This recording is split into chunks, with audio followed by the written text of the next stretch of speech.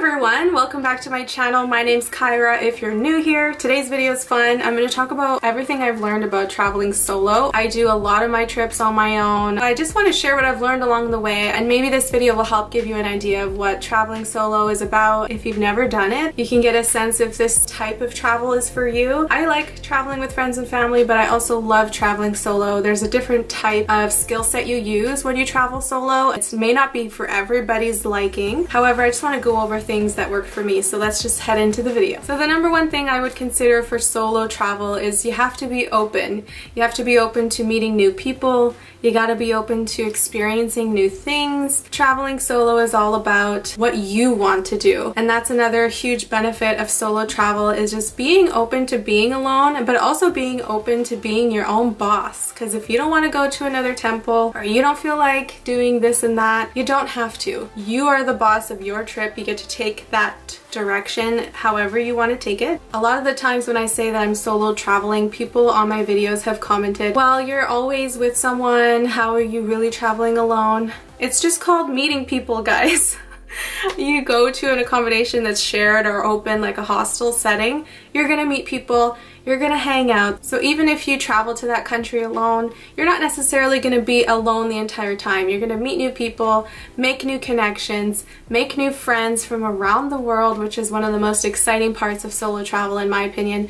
And you just have these really cool experiences with people you just met. But when you're traveling, everything's new for everyone. It's all an even playing field, and you're kind of just going with the flow. So I feel like in general, people are open when they're traveling, but consciously just think about it for yourself. Just open yourself up to new experiences, new adventures, and meeting new cool people, because that's really, really part of the journey that makes solo travel so much fun. And so the other thing to consider, I touched on in the first point, is hostels. I really, really think that if you're going to be staying in a hotel room, you're going to have a really hard time meeting people. It's possible to meet people at a resort or a hotel. I've done it before, but it's just more work to meet people at a hotel, because you know, you guys are all in your separate rooms. There is a lobby, but it's not necessarily to hang out and meet people. But at a hostel, it's kind of just goes with the booking. It's social atmosphere right from the start. I really like staying at hostels that have planned social activities, so it really takes the guesswork out of meeting somebody.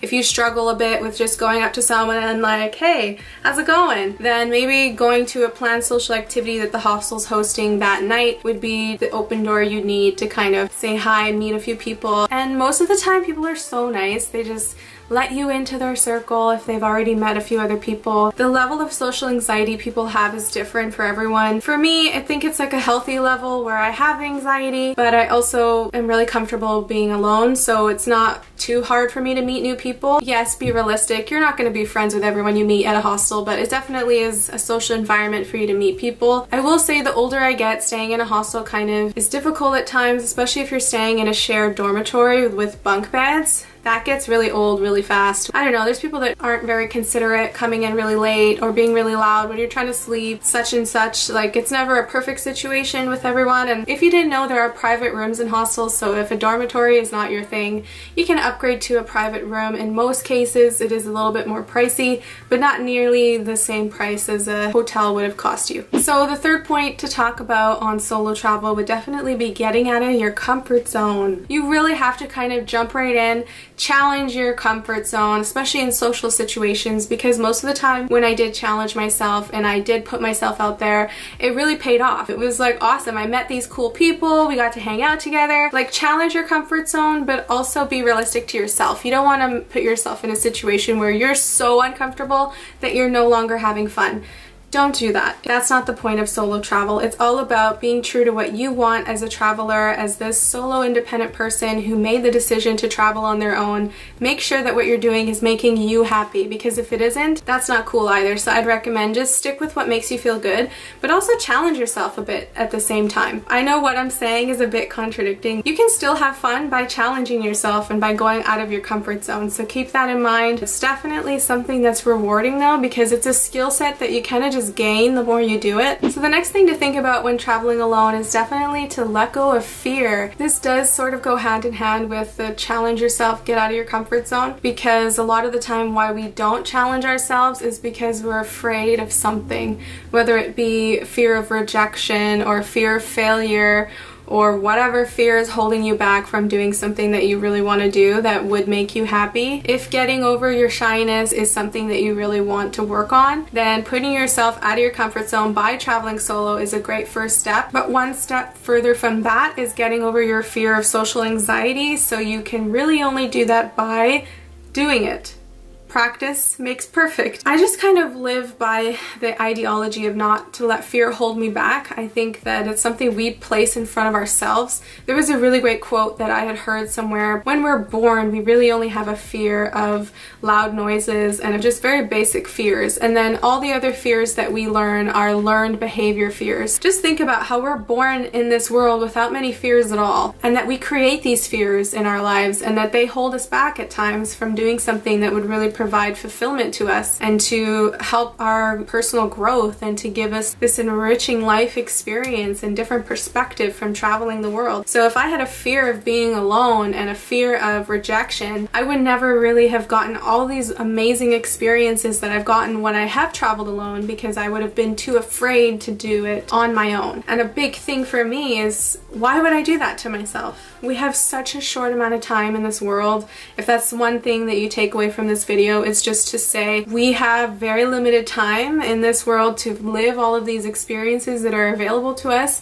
and it would be a shame to let a mental block, like something you're afraid of, stop you from achieving your goals, your dreams, and whatever you want to attain out of this life. So if traveling the world is something that you've always wanted to do, but you're afraid of leaving, you're afraid of failing, you're afraid of the unknown, then you're never going to get to that point where you can accomplish and realize that potential for yourself. And that would be the true missed opportunity here. Honestly, without getting on to a tangent about fear, I just wanted to say to just try and get yourself over that hump, book the ticket, go on this trip.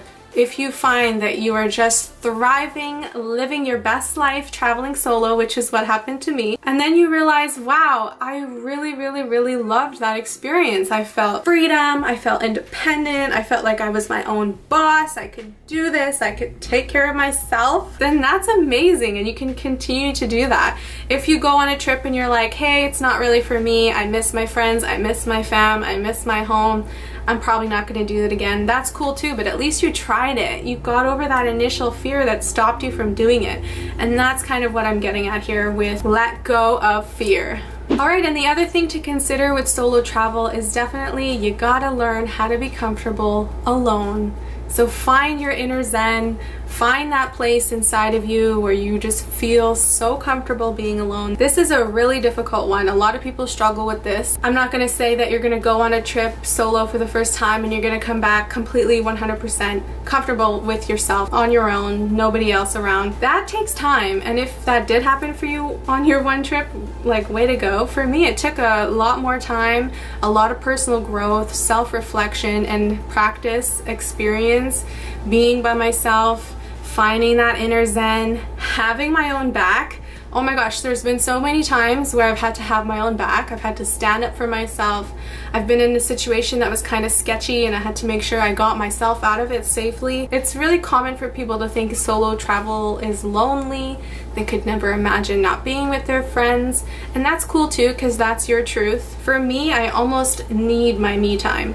If I'm around a bunch of people 24/7, always going out, always meeting people, I still sneak away for a bit, and I still take like an hour or two just for me, just to regroup, reconnect with myself, and really just reflect on everything that I'm experiencing, doing, and just be alone with myself to kind of process everything that has been going on around me, because when you travel, things move really fast, you're experiencing new things, and you really need time to kind of process it all. It's a lot of new information coming at you. I don't know, I just think that it's really important for you to kind of learn how to be comfortable on your own, because if you're not, you are gonna probably have a difficult time on solo travel, because you're gonna find yourself feeling lonely or wishing that you were back home with your friends, and then you're kind of just sabotaging yourself from really enjoying something that could have been really great, but you're just focusing way too much on how lonely you are. Everything really counts in terms of challenging yourself. If you're not putting yourself out there, you probably won't really meet people, and so that will also have an impact on how you experience a trip traveling solo. You create an experience for yourself that you want to have. have. And for me, I really enjoy meeting new people, so if I chose to stay in a hotel knowing that I'd be really hard to meet people,